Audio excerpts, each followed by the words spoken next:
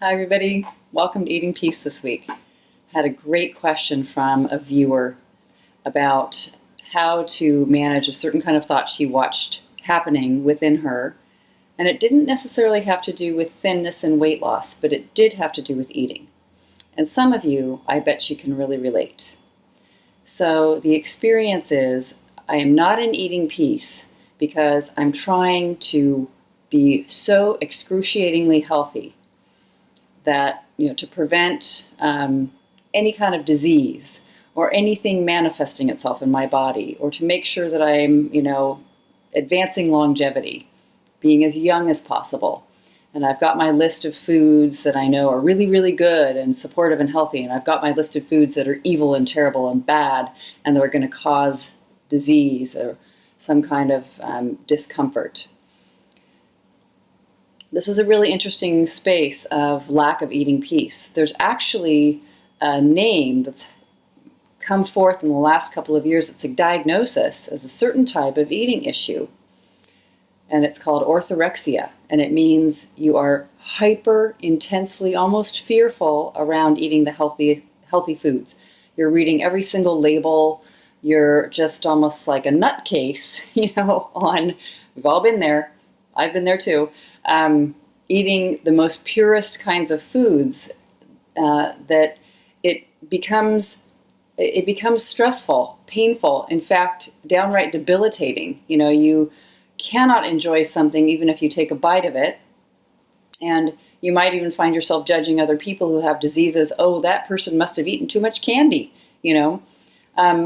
Now, there's no denying at all that there is a huge link from people who've studied nutrition between supportive foods that do certain things in the cells and the tissues in the body and all that stuff versus kind of manufactured foods with fake tastes and all the different kinds of chemicals and things that they've done with food that refine them, that are supposed to be not so good for you. But oh my goodness, you can have both of those things be true, but not have extreme stress and fear and panic and worry about it. I know that's possible because I experienced this myself. I would say I eat quite healthy. I love vegetables. I make big, huge salads. I also like getting sweet stuff sometimes. And I'll make my little French press cup of coffee that I don't always finish in the morning, but I like the ritual. And sometimes I've traded that out for a non-caffeinated type of cocoa bean thing that somebody gave me once as a gift that was fantastic. But I don't decide that anything is against the law to eat. And I know that some of the things are really supportive of the body and some aren't necessarily when it comes down to science. But I'm interested in emotional peace. I'm interested in freedom. This body is going to die anyway. That sounds like, I don't mean that to be in a sense of despair or hopelessness. So just think about it. If you are out in the world and you find yourself feeling tense and tight and stiff and worried, and you see images and pictures of what's going to happen in the future, whether it's an hour from now or later on in your life, because you're eating some kind of substance, you're ingesting something, it's going to be really frightening if you have terrifying images and you think, if you eat too much of this certain thing, you're going to get cancer. Or if you eat too much of that chemical or you allow that into your system, you're going to start feeling anxious and have a terrible, terrible stomachache.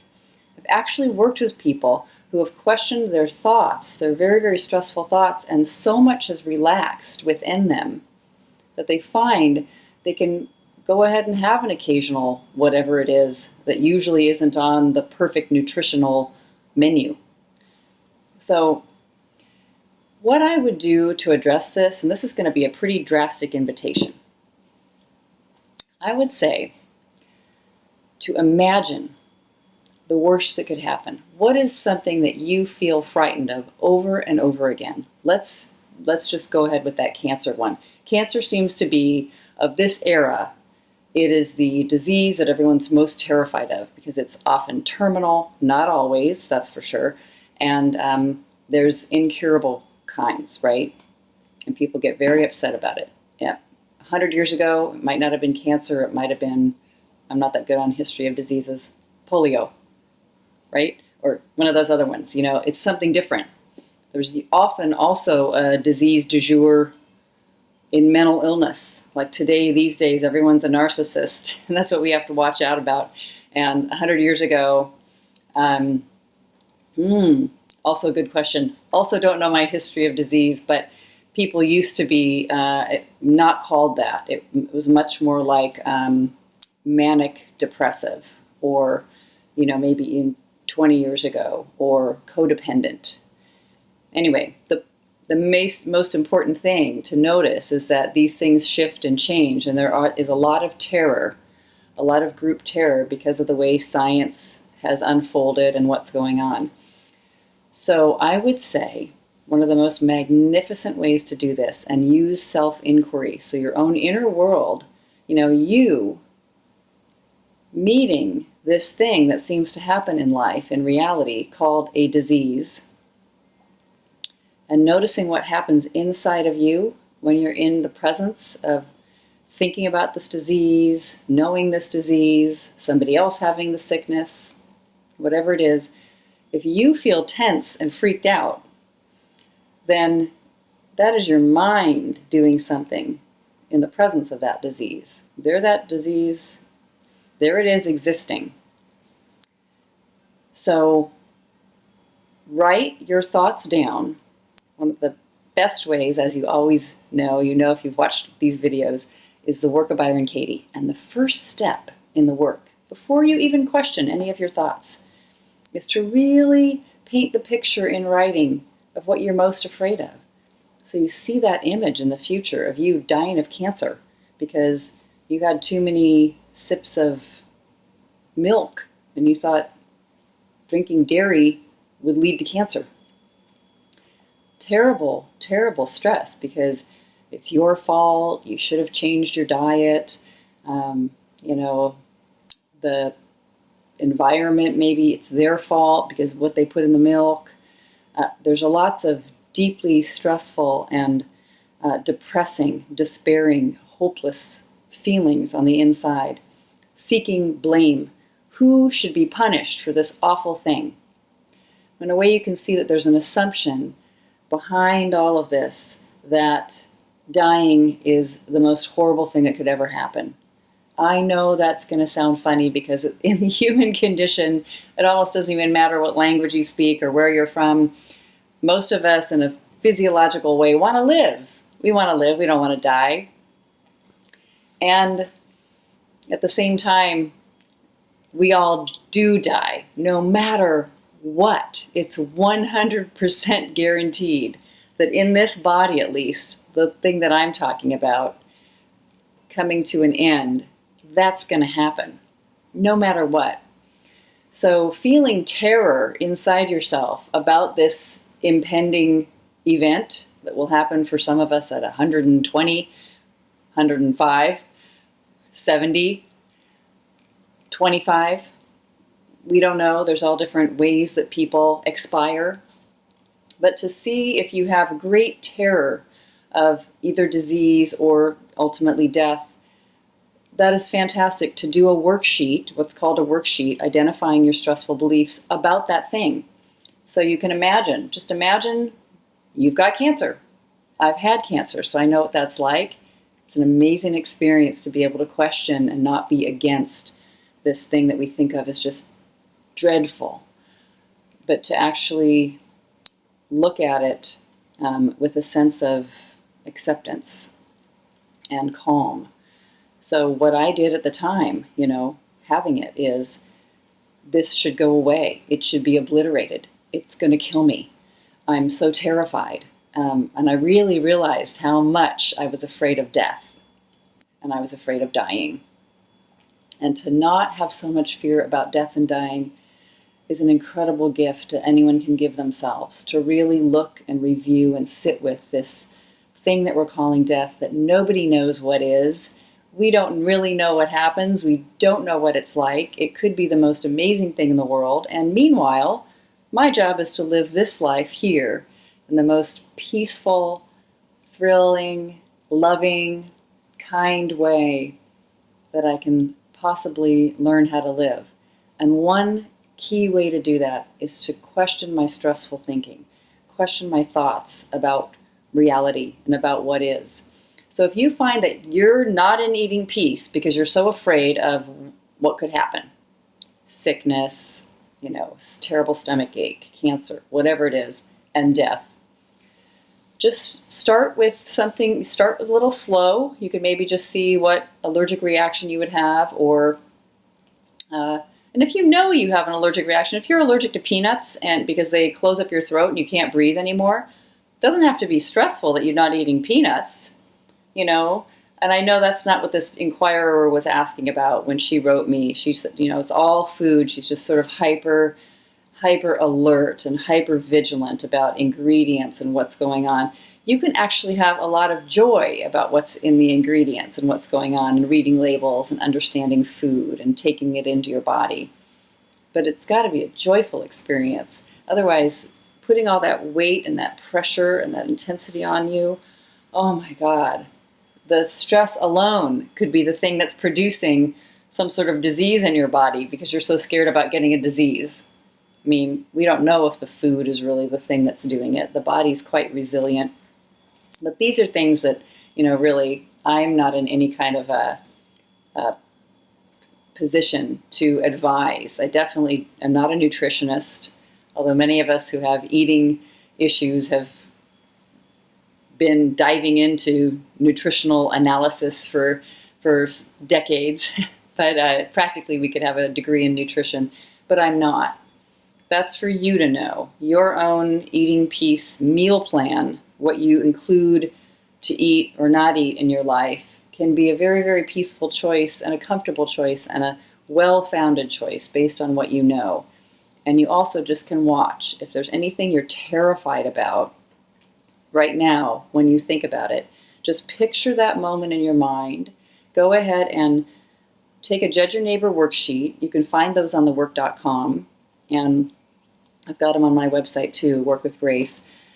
There's 6 questions, and you're just going to answer questions about that sickness, or you having that sickness later, or you being on the verge of death. Could do the work on death. Identify your stressful, harsh, negative, upsetting, childish, desperate beliefs, the ones coming from the voice that's really tough, the frightened voice. So not your reasonable voice that, you don't want to start editing yourself while you're writing. Just let it out like, oh my God, this is what I'm most worried about. It's just part of you. It's part of your mind. And go ahead and take a look at that. Write it all down. Every single thing you can think of that you have to say about that terrible vision, that terrible thing that you're so afraid of happening in the future. Pretend it's actually almost in the present moment happening.